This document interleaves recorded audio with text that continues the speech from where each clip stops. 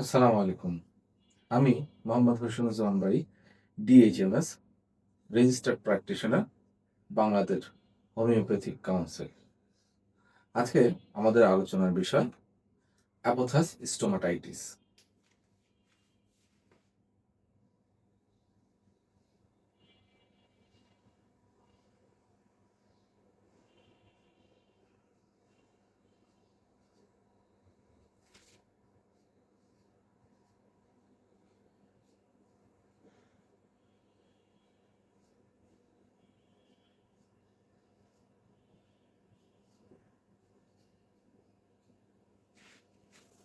আমরা সবাই জানি অ্যাপোথাইসিস সরি অ্যাপোথাস স্টোমাটাইটিসের যে কারণে হয়ে থাকে সেটা হচ্ছে যে পাকস্থলী বিশৃঙ্খলা অর্থাৎ হজমের গোলযোগের কারণে সাধারণত এই অ্যাপোথাস স্টোমাটাইটিস হয়ে থাকে, যা শিশু এবং বয়স্কদের উভয়ের ভিতরে আমরা দেখতে পাই।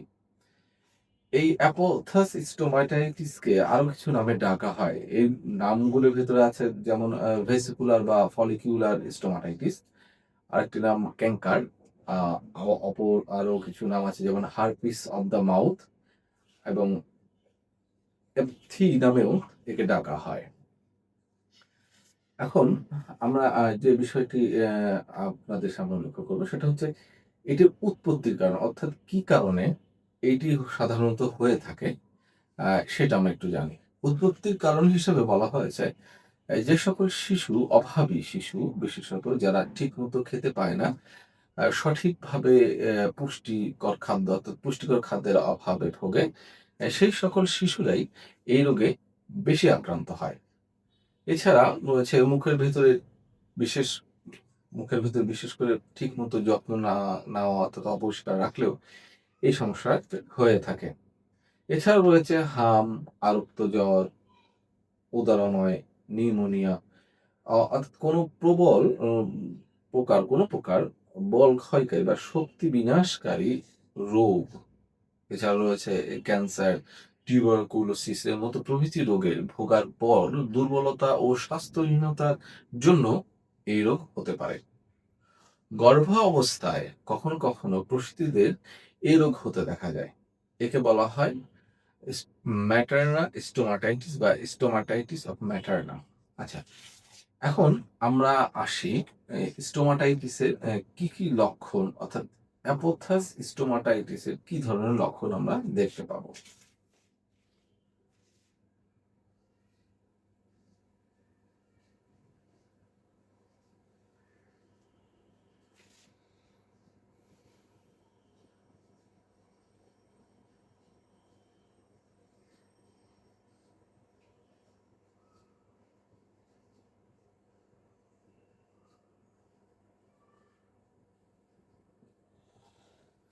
সাধারণত যে লক্ষণগুলো আমরা অ্যাপোথিয়াস স্টোমাটাইটিসের ভিতরে পেয়ে থাকি তার ভিতরে রয়েছে মুখের ভেতরে, প্রথমে যেটা হয় মুখের ভেতরে সাদা সাদা দুধের স্বরের টুকরোর মতো এক প্রকার পদার্থ জমে।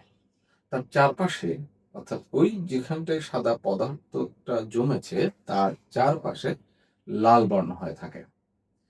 সাধারণত ২৪ ঘন্টা হতে ২ থেকে ৩ দিনের মধ্যে ওই সমস্ত দাগ উঠে যায় এবং এরপরে একটা ভাসা, মানে হালকা ক্ষত আকারে পরিণত হয়। ক্ষতটি আ অর্ধেক মটরের ডাল যেটাকে বলা হয়, মটরের চেয়ে বেশি বড় হয় না, ছোটই হয় বরঞ্চ, এবং সেই ক্ষতের চারদিক হতে কিংবা পাশ থেকে আস্তে, আস্তে সারতে আসে।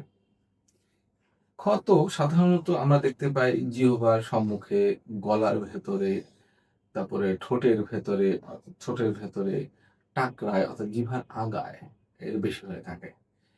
এছাড়াও আমরা আরো যে লক্ষণগুলো দেখতে পাবো, আ মুখ দিয়ে অনর্গলে লালা ঝরবে।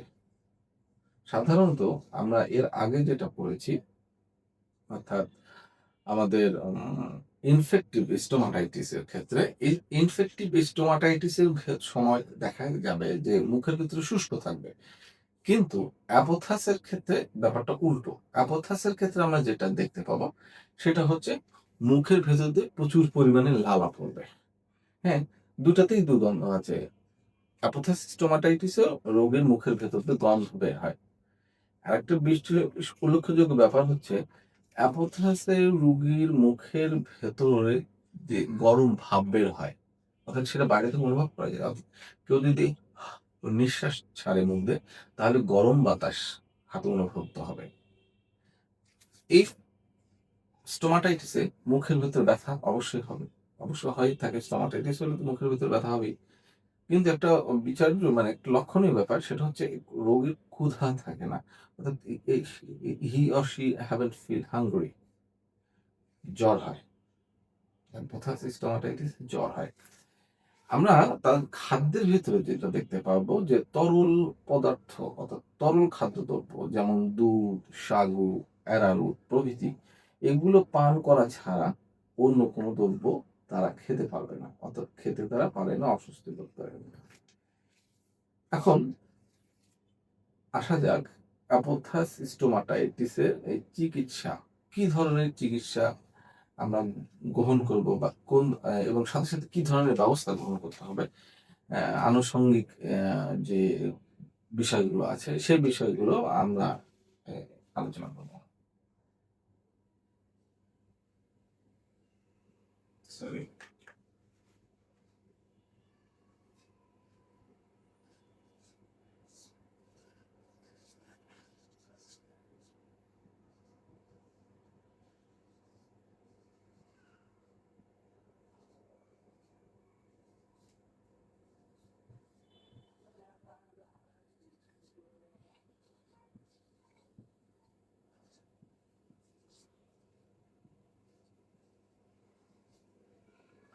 চিকিৎসা। আচ্ছা, ১ম এ যে বিষয়টি আমাদের সবসময় নজরে রাখতে হবে তা হচ্ছে মুখের ভেতরে সর্বদা পরিষ্কার রাখতে হবে। অর্থাৎ খাওয়ার পরে মুখের ভেতরে কুলি করে তা পরিষ্কার করতে হবে।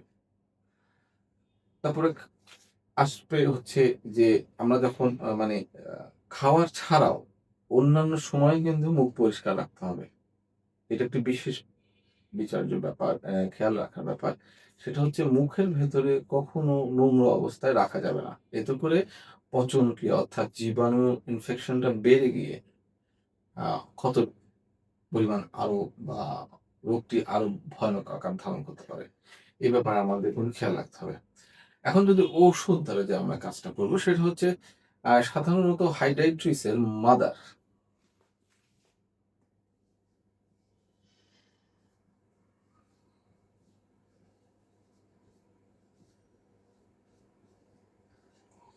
এই হাইড্রাইট্রিস এই ওষুধটির মাদার টিংচার মাদার টিংচার সাধারণত ২০ ফোঁটা থেকে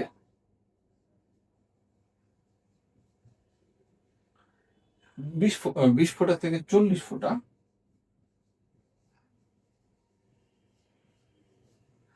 পানির ভিতরে মিশিয়ে, বিশুদ্ধ পানির ভেতরে মিশিয়ে সেই পানি দ্বারা কুলি করতে হবে। হ্যাঁ? সেই পানি দ্বারা কুলি করতে হবে। যদি আমরা হাইড্রাইটিস না থাকে তাহলে সেক্ষেত্রে আমরা কচলেরিয়া,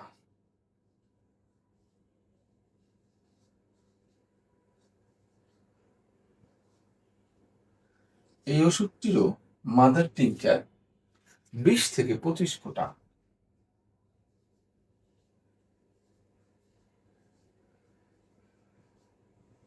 ফোঁটা থেকে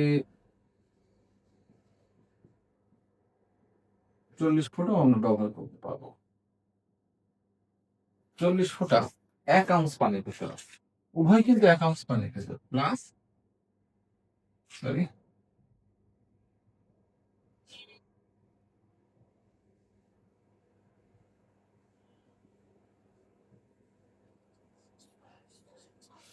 উভয়ই ১ আউন্স পানির ভেতরে মিশিয়ে আমরা রোগীকে লোশন তৈরি করে রোগীকে কলি করতে দেব। যাতে দ্রুতই ঘা শুকে যায়। এরপরে যেটা করতে হবে সেটা হচ্ছে মুখের ভেতরে পরিশুদ্ধ গ্লিসারিন জিহ্বার উপরে লাগিয়ে রাখতে হবে। যাতে করে জিহ্বা মানে শুষ্ক না হয়, লালা তো ঝরেই, তারপর শুষ্ক না হয়, অথবা এটা যাতে আরো ইনফেকশন না বাড়ে। সাধারণত এইটা তো গেল ব্যবস্থাপনা। এখন আমরা এই ক্ষেত্রে কি ওষুধ ব্যবহার করতে পারি? অর্থাৎ লক্ষণ অনুযায়ী আমরা কোন ওষুধ ব্যবহার করলে আ অনেক ওষুধই আছে। কিন্তু বিশেষ করে কিছু ওষুধ আছে যেগুলো সাধারণত এই অসুখ বা রোগের জন্য আমরা সিলেক্ট করে থাকি। তার ভেতরে রয়েছে হচ্ছে এপিসনিন,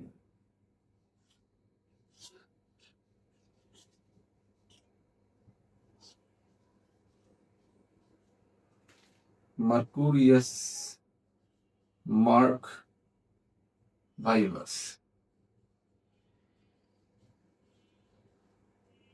বোরাক্স, ব্যাপটিসিয়া,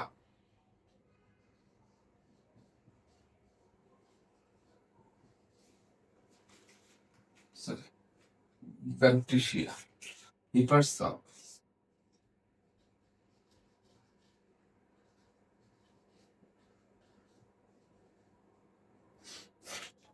অ্যাসিড নাইট্রিক।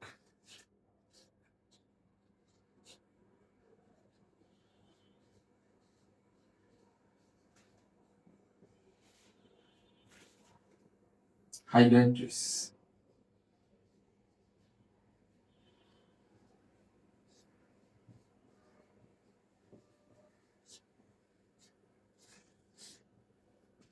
প্রভৃত ওষুধ আমরা এই ক্ষেত্রে ব্যবহার করতে পারি। তাতে করে রোগীর অ্যাকচুয়ালি আমরা যে ওষুধগুলো এখানে লিখেছি, ওষুধ ছাড়াও আরো কিছু ওষুধ আছে যেমন অরাম মেটালিকাম, আয়োডাম, হ্যাঁ? এই ওষুধগুলো আমরা ব্যবহার করতে পারি। এটা ডিপেন্ড করে হচ্ছে রোগীর সিচুয়েশন এর উপর। অর্থাৎ রোগীর শুধুমাত্র যে মুখের ভেতরের অবস্থা এটা দেখলে হবে না। রোগীর মানসিকতা, অন্যান্য পারিপার্শ্বিক অবস্থাও কিন্তু আমাদের দেখতে হবে। তাতে করে আমাদের এই অসুখটা দ্রুত সেরে ওঠার জন্য সহায়ক হবে। তো আজ এই পর্যন্তই। সবাইকে ধন্যবাদ। পরবর্তী ক্লাসে আমরা আলসারেটিভ স্টোমাটাইটিস নিয়ে আলোচনা করব। আশা করি সবাই আমার চ্যানেলটিতে সাবস্ক্রাইব করে সাথেই থাকবেন। সাথে লাইক ও শেয়ার করবেন এবং ডান পাশে থাকা বেল আইকনটি চাপ দিয়ে রাখবেন যাতে নতুন কোনো ভিডিও আপলোড হলে আপনি জানতে পারেন। সবাইকে ধন্যবাদ সাথে থাকার জন্য। আসসালামু আলাইকুম।